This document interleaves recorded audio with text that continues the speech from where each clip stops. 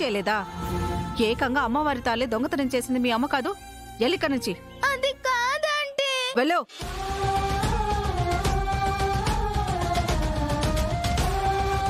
Uncle uncle మీకు దండం పెడతాను, మా అమ్మని విడిపించుకొని రండి. మీ అమ్మ ఇంటికి ఎలా వస్తుంది? జైలుకి పోతుంది గానీ. అయ్యో అలా అనకండి అంకుల్, మీ కాలు పట్టుకుంటాను అంకుల్. మా అమ్మ నాకు కావాలి, ప్లీజ్ పోలీసులతో మాట్లాడండి అంకుల్. రండి అంకుల్ ప్లీజ్. మీ అమ్మ ఒక దొంగ. మీ అమ్మ కోసం మేమెందుకు వస్తాం? వెళ్ళిక్కడి నుంచి వెళ్ళో.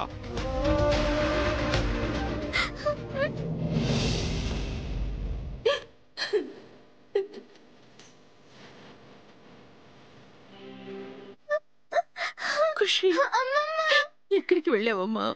అమ్మ కోసం ఎవరు రావట్లేదు, మనమే ఏదో ఒకటి చేసి అమ్మని తీసుకొద్దాం. మీ అమ్మని తీసుకొద్దాం. అలాగే తల్లి. ఏమండి, వెళ్ళి బసవరాజు గారిని కలిసి బతిమాలుకుందామండి. ఇప్పుడు ఆయన తప్ప సాయం చేయడానికి ఎవరూ కనిపించడం లేదు. అవును లక్ష్మి, ఆయనైతే పోలీసు వాళ్ళతో మాట్లాడి తప్పకుండా మన తులసిని విడిపిస్తాడు. కన్న వాళ్ళని నమ్ముకోవడం కంటే మనసున్న వాళ్ళని ఆడుకోవడం మంచిది. మేడం చెప్పు, నీ ఫోన్ కోసమే వెయిట్ చేస్తున్నాను. అంతా మీరు ప్లాన్ చేసినట్టే జరిగింది మేడం. అంటే ఆ తులసిని పోలీసులు తీసుకెళ్లిపోయారా? తీసుకెళ్లారు మేడం. తులసే దొంగని ఇక్కడ అందరికీ తెలిసిపోయింది కూడా. ఆ తాళి మీద ఎవరికి ఏ డౌట్ రాలేదు కదా? లేదు మేడం. ఓకే, ఇక జరగాల్సిందంతా నేను చూసుకుంటాను. బాయ్. ఓకే మేడం, ఉంటాను.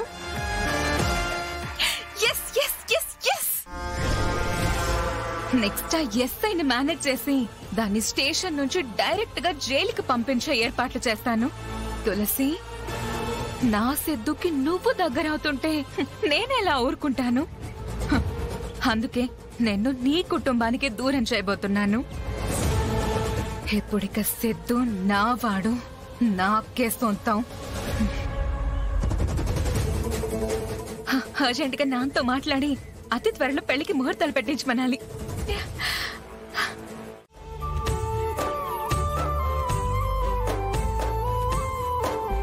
బామా జ్యూస్.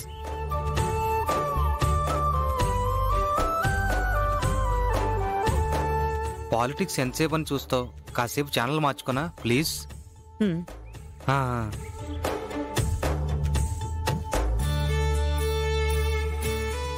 బయటపడ్డ అమ్మవారి తాళి. గోదాదేవి కళ్యాణంలో మిస్ అయిన తాళి. తులసి అనే అమ్మాయి తన పెళ్లి ఆపుకోవడం కోసం దొంగలించినట్లు పోలీసులు నిర్ధారించారు. ఏంటమ్మా ఏమైంది? మన వాళ్ళది ఎవరిదైనా పదవి పోయిందా? ఒక్కసారి టీవీ చూడరా. పోయిన అమ్మవారి తాళి దొరికేసింది.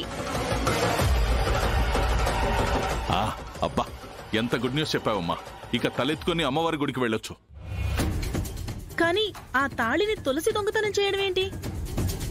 అవునండి, నాకు అదే అర్థం కావడం లేదు. అంటే తన పెళ్లాగిపోవడానికి తనే కారణమైందన్నమాట. అసలు ఆ పెళ్లి ఇష్టం లేకే ఆగిపోవాలని తాళి దొంగతనం చేసిందేమోరా. ఏది ఏమైనా చాలా పెద్ద తప్పే చేసింది.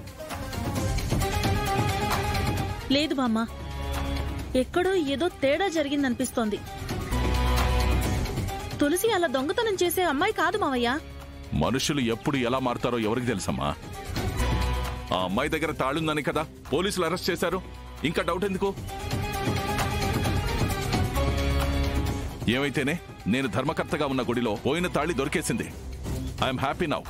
ఇక సంతోషంగా ప్రమాణ స్వీకారానికి ప్రిపేర్ అవ్వచ్చు. నేను ఇప్పుడే వస్తానమ్మా.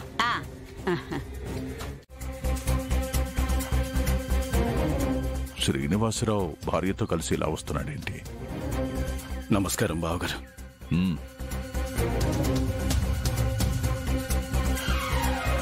ఏంటి ఇలా వచ్చారు?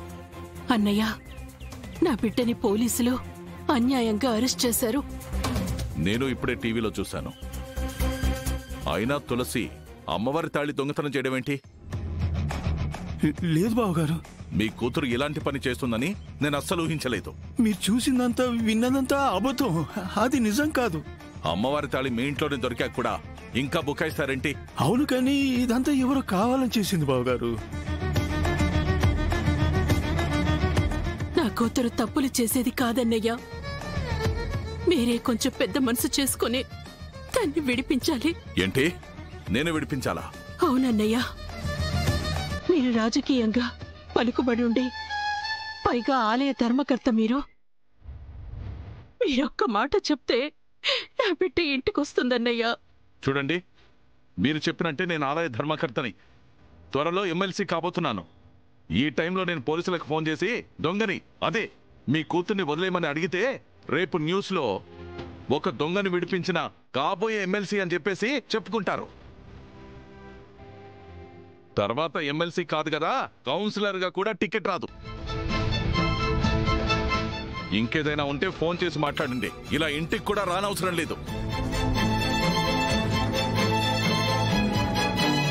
కావాలంటే కోర్టులో బెయిల్ కోసం అప్లై చేసుకోండి. దానికి అవసరమైన డబ్బు ఇస్తాను. ఇదిగోండి, తీసుకోండి. వద్దనయ్యా, అవి మీ దగ్గరే ఉంచండి. మీరన్న మాటలు చాలా మాకు. దానికి ఎలా రాసి పెట్టుంటే అలా జరుగుతుంది. చాలా కృతజ్ఞతలు బావగారు. పదలక్ష్మి. వస్తాం.